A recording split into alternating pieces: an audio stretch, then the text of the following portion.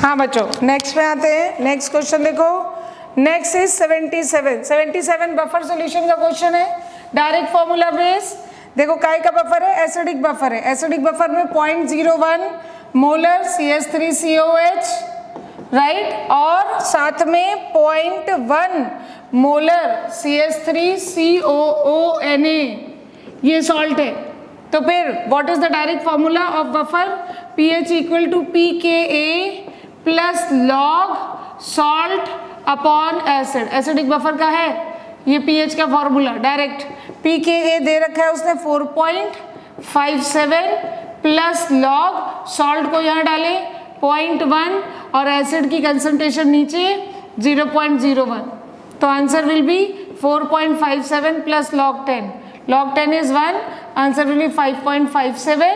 सो 77 का आंसर क्या आ गया? 5.57, थर्ड। ठीक है, थर्ड इज आंसर।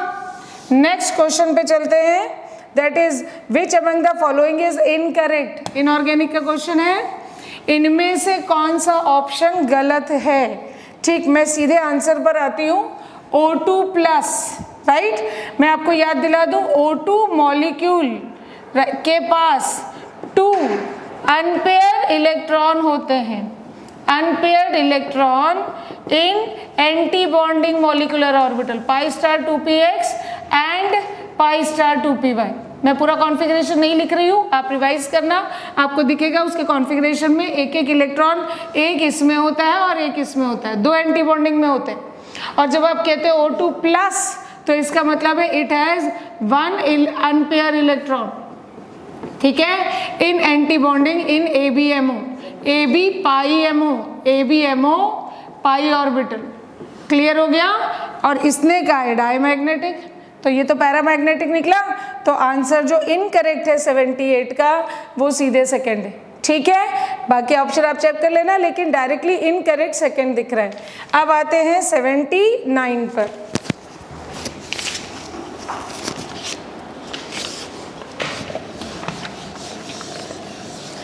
चलिए बच्चा, क्वेश्चन नंबर 79 अगेन आपका पॉलीमर से है, जो आपका एनसीईआरटी बेस्ड है। और अगर आप एक बार एनसीईआरटी आपने रीड किया हुआ है बेटा, तो उसमें साफ दिया हुआ है कि थर्मोसेटिंग पॉलीमर्स जो होते हैं उनको हम रीयूज नहीं कर सकते हैं। तो यहाँ पे आपसे पूछा गया which of the following is not correct.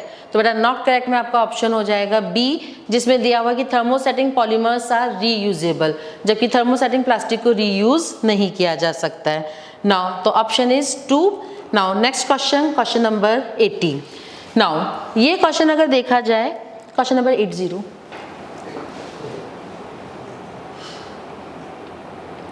ना बच्चा, ये क्वेश्चन देखा जाए तो अगर देखने में लगेगा कि ये क्वेश्चन बहुत घुमावदार है, लेकिन बेटा अगर देखा जाए तो बहुत आसान क्वेश्चन है, क्योंकि इसमें दिया हुआ है हमें मैच द कॉलम करना है और हमें बनाना है साइनोहाइड्रीन।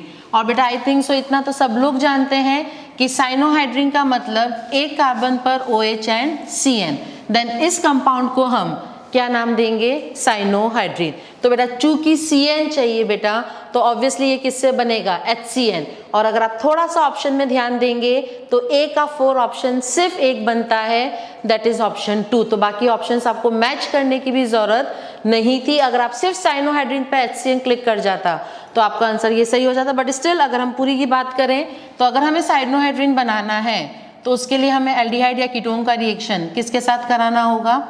HCN के साथ। अगर हमें एसीटल बनाना है तो बेटा एसीटल होता है आपका एक कार्बन पर 2 ईथर ग्रुप, और उसके लिए हमें इसकी रिएक्शन करवानी होगी अल्कोहल के साथ in the presence of H+, जिसके चलते एक कार्बन पर 2 ईथर ग्रुप आएंगे एंड फॉर्मेशन होगा एसीटल का।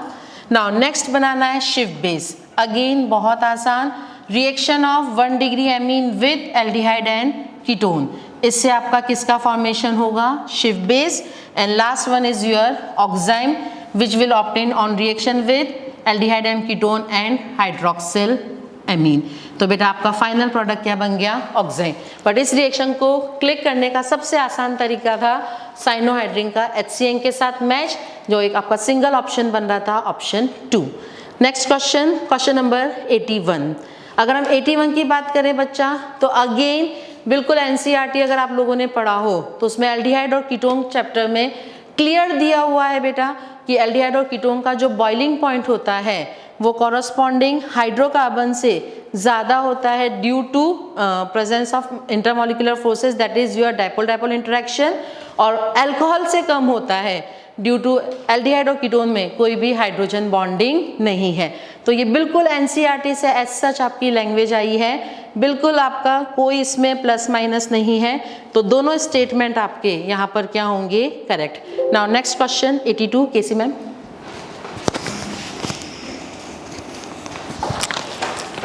हाँ बेटा 82 काइनेटिक्स का बहुत सिंपल क्वेश्चन, जीरो ऑर्डर और फर्स्ट ऑर्डर के लिए एक जैसे ग्राफ मैच करवा रहा है, एक्सेस हमारे ऊपर डाल दिए।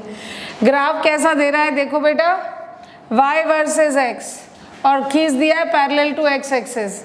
अब पूछ रहा है जीरो ऑर्डर के लिए कौन सा ग्राफ होगा। बेटा जीरो ऑर्डर मतलब रेट ऑफ रिएक्शन बराबर k into A to the power 0, यानी सीधा सीधा कांस्टेंट k। तो अगर मैं x एक्सिस लेती हूँ कंसंट्रेशन और y एक्सिस लेती हूँ रेट, तो ये जीरो ऑर्डर का ग्राफ हो जाएगा, y is equal to c यानी कांस्टेंट, हाँ या नहीं। तो ये जीरो ऑर्डर के लिए रेट वर्सेस कंसंट्रेशन का ग्राफ हुआ। अब आते हैं फर्स्ट ऑर्डर के लिए। फर्स्ट ऑर्डर के लिए जो t हाफ होता है वो होता है ln2 upon k, which is not depend on a naught, मतलब which is do not depend on initial concentration of reactant A।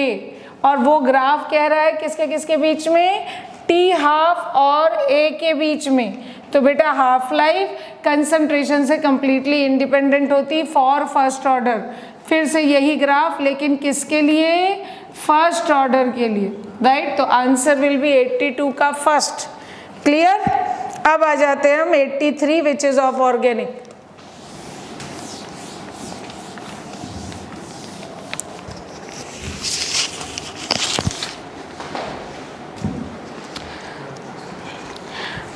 Question number 83 isomerism का क्वेश्चन है, जिसमें इनकरेक्ट स्टेटमेंट पूछा है कायरलिटी पे।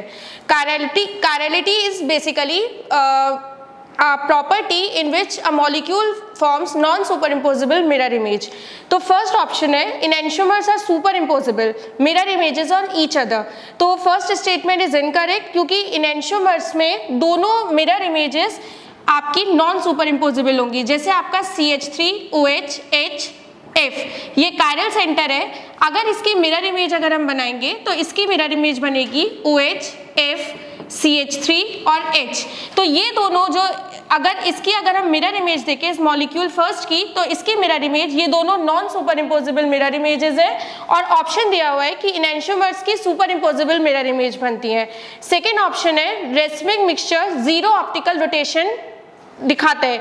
तो ये करेक्ट स्टेटमेंट है, क्योंकि रेसमिक मिक्सचर में जितना आपका ये जितना पॉजिटिव रोटेशन होता है, racemic mixture is basically 50-50% of both enantiomers plus and minus.